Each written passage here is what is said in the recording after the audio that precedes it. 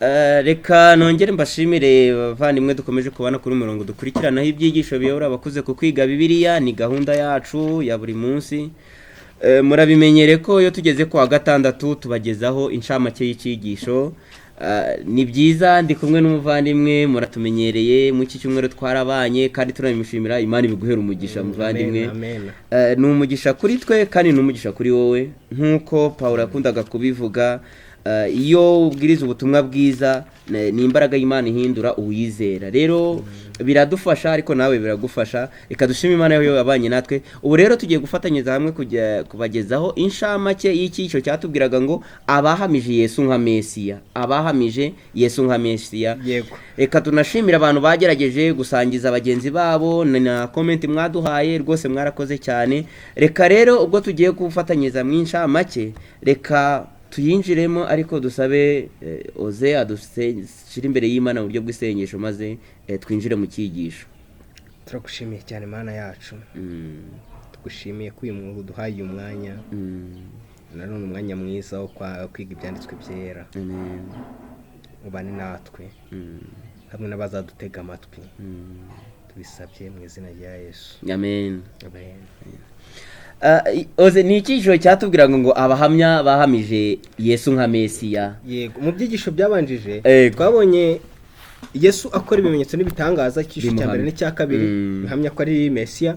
Icyisho cya kabiri cya gatatu twabonye Yohana dusubiza mu kumenya ko imbere atwereka Yesu ari we. Noneho rero aho tugeze twabonye muri kino cyumweru twabonye abantu bumvise ibya Yesu barabyizera no bahinduka abahamya be. Muri bo harimo Filipo na Natanayeli. Dutangira kuri Yohana umubatiza nibazaga bikurikiranye nabyo ntacyo bitwaye. Habanze Yohana umubatiza dukurikije ko Yohana yabyanditse mu butumwa bwiza. Hakaza Andrea na Simoni Petero. Hakaza Filipo na Natanayeli. Hakaza n'umufarisayo w'umukire witwa Nikodemu. Abo nibo twize muri iki cyumweru. Mu ncamake ya rero uyu munsi turaza kuvuga kuri buri muhamya ibyo twabigiyeho buri muhamya. Urakoze cyane. Uko niko ncamake y'icyigisho. Ku munsi wo kwa mbere twabonye ingingo yavugaga ngo ubuhamya bwa Yohana umubatiza. Yohana umubatiza nk'uwabimburiye abandi mu guhamya Yesu ko ari Mesiya. Turamwibuka Yohana yabwirizaga ubutumwa bwiza mu nshingano ye yitwaga Yohana integuza ya Yesu. Twarabisobanukiwe neza ko uyu nguyu ni wa wundi Yesaya yari yavuze ngo nuko ijwi ry'urangurira hehe amagambo yavugaga ibintu bashoboraga kumva neza. Twarabibonye ko mu magambo yavugaga ngo nimutunganye inzira y'Uwiteka nimugorora inzira ze ahataringaniye muharinganize. Aya magambo twabonye ko muri ingingo yari asanzwe amenyerewe mu gihe bategurizaga umwami wendaga kuza. Umwami usanzwe mu Bisirayeli umuhanda yendaga kunyuramo. Rero na Yohana aza ari kuvuga mu mvugo bumvaga. Kandi ikintu nakunze ubutumwa bwa Yohana bwageze ku mitima y'abantu benshi. Nuza kureba mu bifuzwe byose bavuze urwego byageze ku basirikare. Yego, byageze ku bakoresha bikoro nka Zakayo, kuko uribuka ko burya Zakayo kuza kureba Yesu nuko yarumvise ubutumwa bwa Yohana umubatiza. Byageze ku bantu bo mu rukiko. Turabona Nikodemu kuko yaje kuko yarumvise ubutumwa bwa Yohana.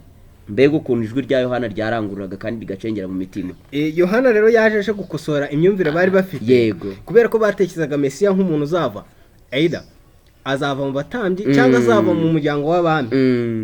Yohana rero aje nawe azanavuga ibyo bintu. Avuga ati buriya ngewe naje ndineguza kugira ngo ntunganye abantu. Nibwira abantu ntimutunganye inzira z'Uwiteka muharure inzira ze.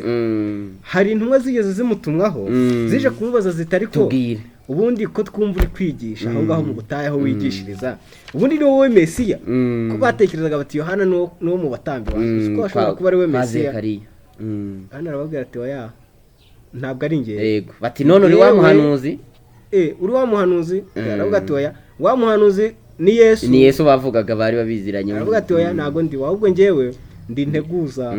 Hari undi mugabo uzaza inyuma yanjye ngewe nta nubwo binkwiriye gupfundura udushumi tw'inkweto ze. Yego, ngewe ndababatirisha amazi ariko we ndababwiriza ngo mwihane ariko azababatirisha umwuka azabakomeza muri ibyo bintu mwakiriye rwose. Uwo ni we Yohana yahamije. Ahamya yuko ari Mesiya. Nuko umunsi umwe aramubona.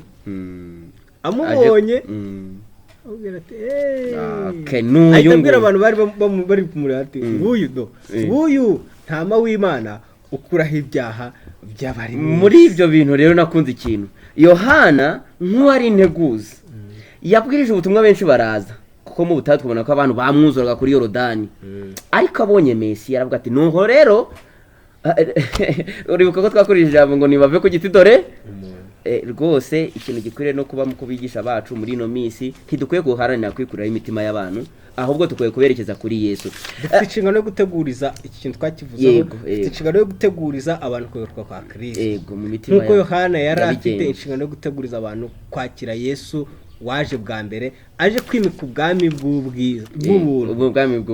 Muri iki gihe turi gukora uyu murimo wo kwiteguriza abantu, Yesu yifuza yuko abantu bamwemerera maze akimika ubwami bw'ubuntu mu mitima yabo. Umurimo w'Imana ukorera mu mutima, abantu bakira ubwami bw'Imana mu mitima yabo nibo bazimurirwa mu bwami bw'ubwiza, ubwo Kristo azimika ubwami budashira.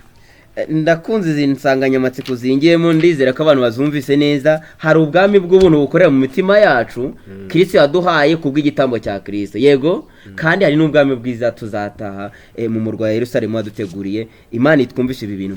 Ku wa kabiri rero turagiye turasanga intumwa, umwana w'intama w'Imana mu magambo Yohana yavuze. Ni amagambo ya Yohana ubwe yivugiye, aravuga ati nguyu umwana w'intama w'Imana, igihe yamuhamyaga. Yego, harimo ibintu bikomeye, harimo icyitwa umwana w'Imana, yego, ariko hari na ntama nk'ikimenyetso cy'uko ari igitambo, igitambo giturutse ku Mana, igitambo kigomba gupfa mu mwanya w'umunyabyaha kugira ngo uyu munyabyaha abashe kubabarirwa.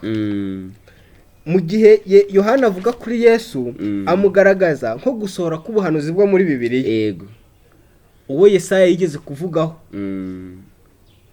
wa wundi ucecekera imbere y'abamurenganya nk'uko intama icecekera imbere y'abayikemura ubwoya. Yohana niwe yavugagaho, kandi niwe ibyanditswe byera byavuze ko ibyaha byacu yabyishyizeho, maze abambwa kubw'ibyaha byacu kugira ngo tubashe gukira. Uyu niwe ibyanditswe byera bivuga ko yapfuye ku bwacu, ndetse tukiri n'abanyabyaha. Nakunze rero aya magambo nk'uko bitubwiye ari mw'iri jambo Yohana yahamije, byari bifite icyo bisobanuye ku Bisirayeli, kubabwira ngo nguyu ntama w'Imana ukora ibyaha by'abari mu isi, kubibutsa ko azaba ari intama. Biraza gukosora cya kintu twari twabonye kiri mu mitwe yabo, bazi ko aje kwima ingoma y'Abaroma nk'umwami. Noneho abibukije ko aje nk'igitambo, kubabwira ngo nguyu ntama w'Imana. Bari bazi akamaro k'igitambo, bari bazi akamaro k'intama, kuko wari umurimo bakora buri munsi. Kandi umunyabyaha wazanaga itungo akizera ko mu rupfu rw'itungo birimo igishushanyo cyo gupfa kutariho urubanza, ko ibyo bintu kubyizera biratuma ibyaha bye bimuvaho bikajya ku itungo, kandi akabazi neza ko ibyo bishushanya Kristo uzapfira bari mu isi, uwo muntu ahabwaga ubugingo buhoraho. Rero nako uwizera Kristo nicyo Yohana rero yasobanura, ubugingo buhoraho, ibyaha byarabibabarirwa rwose. Ngiki cyari kinejeje icyazanye Yesu, aricyo Yohana yahamirije abantu, kwari ukuvugurura isano hagati y'umuntu n'Imana, hagati y'ubwoko bw'Imana n'Imana ubwayo. Uwo niwo murimo wa Yesu, gukunga n'Imana. Muri iki cyigisho ntitwakwirengagiza uburyo batwibukije agaciro k'ikiguzi cy'icyaha. Hari umuririmbyi umwe waririmbye ngo ndi uw'agaciro, yego, agaciro kanjye kabarwa mu maraso ya Yesu. Nta nubwo ari amaraso y'umuntu cyangwa y'igisigo, ahubwo ni amaraso y'Imana ubwayo. Naho ngaho igiguzi cy'agakiza kacu byagombye, twasobanuye uburyo Imana yapfuye. Imana ntigipfa, ariko uburyo inzira byanyuzemo, inzira iruje, kuko byasabye ko Imana yigira umuntu. Turabonye mu cyiciro cyabanje ko turaba agaciro gakomeye cyane, kuko uburyo byasabye Imana ikiguzi kiri hejuru icyo tubasha kumva. Ntidukwiriye no kwitesha agaciro, nta nubwo dukwiye gutesha agaciro bagenzi bacu, yego, kuko baguzwe igiciro cyinshi. Mu ngingo yo kuwa gatatu rero turaza kuhabona abandi bigishwa babiri ba Yohana, nabo baraba abahamya. Muri iki cyigisho turatekereza ko twari turi muri Yohana igice cya mbere umurongo guhera ku murongo nka 35 kugeza 44, aho twabonye umugabo witwa Andereya. Yohana yari afite abigishwa, mu gihe yigishaga birumvikana ubutumwa bwe bwarakiriwe, atoranyamo abigishwa be. Ariko igihe yari amaze kubona Yesu, ngo igihe yari amaze kugenda muteye, aravuga ati nuko rero dore mwamubonye, nguyu Mesiya nguyu ntama w'Imana ukora bya byari mu isi nuko rero mumwumvire aramubereka aba bantu Yohana amaze kumubereka byagenze bite bahise bakurikira Yesu. Yohana baramusiga yego baragenda basanga Yesu nyine batangira kuganira nawe ariko uwitwa Andereya yego yarantangaje yari afite umuvandimwe witwa Simoni amaze kubona Mesiya yahise yiruka agira Simoni aravuga ati uko twabonye Mesiya Kristo twamubonye. Petero nawe ahita yihuta cyane ageze imbere ya Yesu. Yego Yesu udahishwa udakeneye ko tumubwira ibyo biri mu mitima yacu usoma ibiri mu mitima ahita avuga ati wowe uri Simoni so ni Kefa mwene Yona ahita mwite n'izina ryiza buriya wowe uzitwa Kefa kisobanuka ngo Petero ibuye. Yesu biratangaje ko abasha gusoma imitima akamenya n'ibyo tutaramenya akatumenya abantu batagobye kumutubwira afite ubushobozi bwo kumenya ibiri mu mitima yacu mbere yuko tunabimubwira. Biratangaje cyane ukuntu Imana itwitaho ku buryo ibasha kutumenya ngo amazina yacu irayazi. Ntabwo ari amazina gusa n'ibisatsi yo ku mitwe yacu irabaze. Ubundi tukakaye dufite ariko reka ari amagambo nakuze muri iki cyigisho kuri aba bigishwa babiri bagize kwizera gutandukanye. Urayibuka amagambo twavuze ngo iyo Yohana na Andereya baza kugira umutima wo kutizera nk'uko abatambye n'abanditsi ntibari kuboneka aho nk'abigishwa bigira ku birenge bya Yesu. Ngiki cyabahesheje amahirwe yo kuba abigishwa ba Yesu. Ntabwo bigeze bagira gushidikanya nuko basanga Yesu baramwegera nuko Yesu atangira kubasobanurira bya bindi byo mu isezerano rya kera. Umucyo we uturutse mu ijuru umurikira ku nyuguti zose zanditswe mu bitabo by'abahanuzi barushaho gusobanukirwa cyane. Muri iyi shusho nabonye ko iyo twegereye Kristo turushaho kwisobanukirwa kandi turushaho ko nawe kumusobanukirwa kandi ibyo bintu bituberemera ikize bitwongera kwizera. Kandi kwegera Kristo nta kundi no kwegerana n'ijambo rye kuko Kristo ahwanye n'ijambo rye rwose birangira amahame byari n'umunyeza biravuze ngo nabiki ijambo rye aguma muri twe maze akatwigisha kudakora icyaha. Mu ngingo yakurikiyeho ko akane rero twabonye Filipo na Natanayeli abagabo babiri nkunda cyane inshuti z'amagara n'abandi abagabo byaretse bivuga ko bari inshuti mu buryo busanzwe bari abigishwa ba Yohana umubatiza bari barumvise Yohana umubatiza yigisha kandi bari basanzwe baniga ibyanditse mu mizingo y'ibitabo batekereza kuri Mesiya. Bari bafite ahantu basengera baziranyeho kuko ye Natanayeli ajyaga kumureba yaramusanze ngo ahantu bari basanzwe bahurira. Filipo ajya guhamagara Natanayeli byari nyuma yuko Yesu yabonye Filipo aramuhamagara amubwira ati nkurikira. Nuko Filipo aramukurikira ariko aza no kugenda ajya kubwira Natanayeli amusanga hahandi bari bamenyeranyeho ko bajya basengera. Umushuzi byose baravuze ngo bari bafite ahantu baziranye ngo yamusanze mu bwihugiko munsi y'igiti cy'umutini mu rwiherero ngo ahantu hatuje kandi niki cyari cyajyanyeho Natanayeli yari yagiyeyo muri gahunda yo gusenga Imana ari gusaba Imana ngo imusobanurire ibyo yasomye mu byanditswe byera mu bitabo by'abahanuzi n'ibyo yumvise Yohana umubatiza yigisha ariko ati koko uyu niwe Mesiya wa nyawe. Nicyo byari isengesho rye yafashe umwanya wo gutuza ari ahantu hatuje cyane ari gutekereza kuri ibyo bintu asaba Imana ngo imusobanurire ibyo bintu. Niho rero Filipo yamusanze aramuhamagara ko namubonye Mesiya ngwino. Natanayeli yihuta kujya kureba ariko harimo akantu gakomeye ko kuvuga ngo ariko i Nazareti. Filipo yarakiri gushidikanya nawe atarabyumva neza ukuntu yaba ari Mesiya. Yego nabyemeye ko ari Mesiya ko se abaturuka i Nazareti bituma na Natanayeli nawe agira gushidikanya mu mutima we kubwuko amuhaye message akagerekaho ngo ni uw'i Nazareti. Yego ariko ntibagiye impaka. Nicyo kintu nta mpaka zigeze zibaho ahubwo icyo bavuze baraze ngo ngwino urebe. Reka tubwire abantu badukurikiye muri iki cyigisho mu gihe ubutumwa bukugezeho ukaba ari ubutumwa buvuye mu byanditswe byera nta mwanya wo kujya impaka uhari ahubwo ngwino urebe. Ntabwo twebwe turi bujye gusanga ko barahagutse bajya kureba Yesu yego ariko natwe dufite aho duhurira nawe nk'uko William Mere yabigenzaga kuri buri murongo na buri ngingo yahishurirwaga na Mwuka w'Imana. Kujya kureba n'ukujya gufata umurongo wasomye ukajya ugenzuza ngo icyanditswe ukagerageza n'ikindi mu byanditswe byera.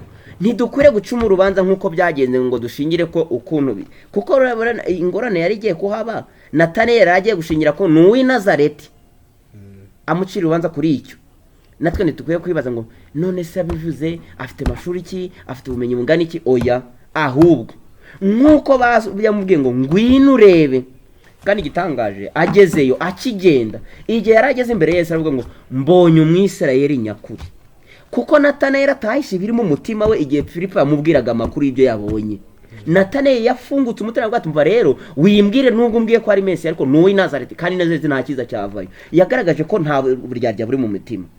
Dukwiye kuba abanyakuri igihe dutsinzwe tukagaragaza intege nke kugira ngo niyo mpamvu Pawulo avuze ngo nuko twegere intebe y'ubuntu tutatinya kuko rimwe na rimwe kugutinya niko gushaka gutuma dutanga impamvu z'ibyaha byacu ako dukwiye kunyurwa hanyuma Kristo akakora umurimo wo kudutunganya nkuko byagendekeye izi ntumwe ebyiri. Yego nyuma yaho bahamya ko rero bahabonye Mesiya kandi byababereye umugisha kuko birangira nabo bamukurikiye babarwa mu ntumwa 12. undi muhamya rero twabonye ku ngingo yo kwa gatanu ninde muhamya twahasanze Nikodemu umugabo w'igitangarirwa umugabo w'umukire umugabo wije amashuri menshi umugabo w'umucamanza w'umunyamategeko umugabo ufite amafaranga ko yiswe umukire w'umwigisha wasanze Yesu agiye kumuganiriza nk'umwigisha ukomeye nyine nawe cyakora yemeraga Yesu mo ukuntu nubwo hari ibyo atarasobanukiwe amusanga bugorobye aramubwira ati ariko ndabizi uri umwigisha mwiza w'igitangaza kandi ibimenyetso ukora nabyo biratangaje nuko Yesu amubwira amaze kubona ibiri mu mutima we amubwira ikintu abantu bose bakeneye abantu bo mu isi bose baba abanyamahanga abatari abadivantiste baba abadivantiste umunsi wa karindwi baba abayuda baba atari abayuda amubwira ikintu abantu bose bakeneye amubwira ati ikintu yamubwerekanye bwira twibutsa abantu nacyo kwibuka yamubwiye icyo kwibuka tugahita umurongo wa 3 avuga ngo nukuri ndababwira ukuri yuko umuntu utabyawe ubwa kabiri atabasha kubona ubwami bw'Imana. Iki kintu yamusobanura ibi bintu Nikodemu ntabwo yabashije kubyumva Yesu akomeza kubimusobanurira amubwira yuko burya ikintu cyose cyabyawe n'umubiri cyavutse mu buryo busanzwe uwo muntu umeze gutya atabasha kunezeza Imana. Umuntu utarajya bwa kabiri ntabwo ashobora kunezeza Imana. Umuntu utarajya bwa kabiri nta bugingo afite muri we. Umuntu utarajya bwa kabiri ntabwo ashobora kujya mu ijuru. Yesu aramubwira ati rero ibyo bintu nibyo mukeneye kandi aramubwira ati ibyo bishoboka bite aramubwira ati ibyo bintu bishoboka kubwo kwizera nkuko Mose yamanitse inzoka mu butayu umuntu wayireba kuyirebaho gusa agahita akira. Aravuga ati rero niko n'umwana w'umuntu azamanikwa kandi umuntu uzajya ureba kuri Kristo afite kwizera ubusabwe bw'icyaha buzashira mu mutima wose. Muri iyi ngingo ikintu kitangaje Nikodemu yagiye yumva ari bubwire ko Yesu ibyo yakoze nuko abitekereza ariko amusobanura inzira y'agakiza. Njya nkunda indirimbo turimba ngo ukuntu yamusobanura inzira y'agakiza yagaragaje impinduka ko hari impinduka zabaye nasomye kuri Nikodemu ngo noneho yagiye kujya ajya kwiga ibyanditswe kera ariko atagambiriye gushakamo ibihamya byo kwemeza abantu ahubwo agiye gushakamo umuco mushya. Biragaragara ko hari uko yabyigaga ashaka ibihamya byo kumurengera ariko atahanye impinduka n'ikimenyimenyi kuva uwo munsi tumubona noneho ari ku ruhande yagaragaje uruhande arimo. Ntabwo yagaragaje uruhande arimo mu bihe Yesu akiri gukora umurimo we kwisi cyane ndavuga ku musozo wawo ku musozo ahubwo nibwo twabonye Nikodemu agira uruhare mu ishingurwa rya Yesu ndetse no mu gutera inkunga umurimo w'itorero rya mbere. Ubutunzi bwa Nikodemu niho bwakoreye cyane.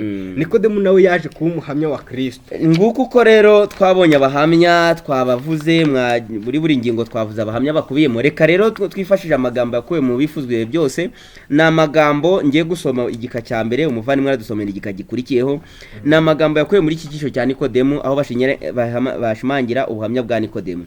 Nikodemu yatangiye gushakashaka mu byanditswe byera ya magambo twari tumaze kuvuga.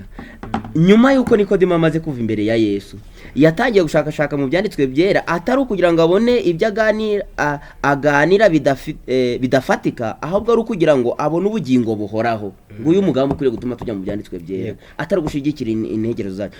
Yatangiye kubona ubwami bwo mu ijuru uko yagendaga yiyegurira kuyoborwa na Mwuka Wera. Yatangiye kubona noneho icyari kituzuye muri gitangira kuzura. Aravuga ngo binyuze mu kwizera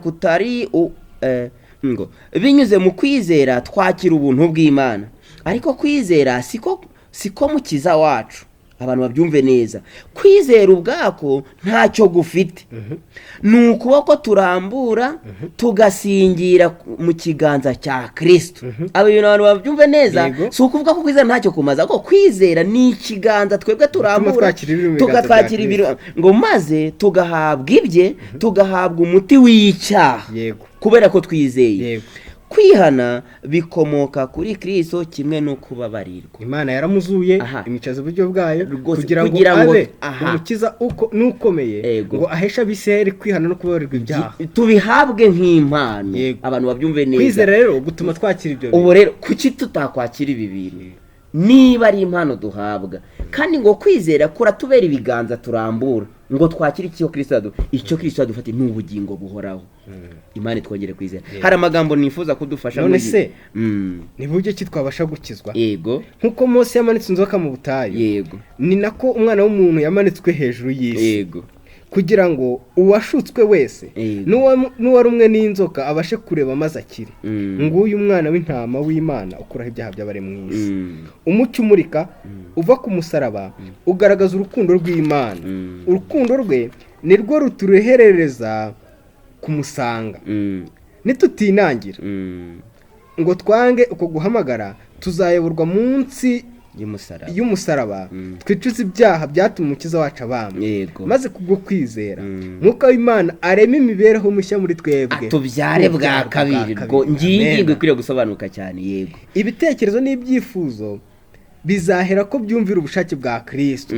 Tuzaba twahindutse umutima, ibitekerezo biremwe bushya mu ishusho y'ukorera muri twe ngo yiyegurire byose. Maze rero amategeko y'Imana azandikwa mu bitekerezo no mu mitima yacu, maze tuvuge nka Kristo tuti, Mana yanjye nishimira gukora ibyo ukunda. Ngaho tuzagira ku rwego gusohoza ibyo Data wo mu ijuru ashaka, bizaba bitworoheye. Umurimo wo kwizera gusa rwose uzatuma ibyo bintu byajyaga biba nk'ibikomeye kuri twe, bya bindi rwose bifata nk'ibidashoboka bizahinduka imibereho yacu kubwo kwizera. Reka nsaba Imana kugira ngo ari twe n'abadukurikiye rwose iki kintu ijuru ryasezeranye, kandi ku ruhande rwaryo pe nkunda kubivuga cyane, uruhare rw'Imana oze yararutunganije. Ikibazo niba batubwiye ngo kwizera nibyo biganza twakiriza iyi mpano y'Imana, bivuze ko Imana irahari. Yego, icyo tubura ni iki? Ni ukugira ngo kwizera, nuko na Pawulo abyandika ngo nuko byaba ibyacu turambuye ibiganza twagira ute? Ni nkaho yakavuze ngo byaba ibyacu tugize kubyizera. Reka dusabe Imana kugira ngo itwizeze ibi bintu, kandi nk'uko yabisezeranye yiteguye kubidusoreza mu izina rya Yesu. Reka dusenga Imana. Turagushimye cyane Uwiteka Mana ikiranuka, tugushimiye ko waduhaye impano nziza iruta izindi zose, kuko waduhaye agakiza. Ariko nanone dukeneye kurambura ibiganza byitwa kwizera, nk'uko wabisezeraniye abigishwa bawe igihe bagusengaga bakavuga ati dukize kutizera. Natwe twifuza kugira kwizera kubasha guhindura imitima yacu. Nuko rero ubwo witeguye kubikora, natwe twishize mu biganza byawe ngo tube ibikoresho byiza biri mu biganza byawe, utugenze uko ushaka. Nibyo dusabye twizeye mu izina rya Yesu umwami wacu. Amen.